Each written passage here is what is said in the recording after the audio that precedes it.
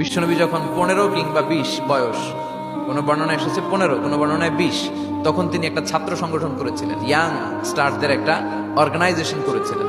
ওটার নাম তিনি দিয়েছিলেন হালাফুল ফুদুল। হালাফুল ফুদুল, ওইটারই আমরা বাংলায় কি বলি? হেলফুল ফুজুল।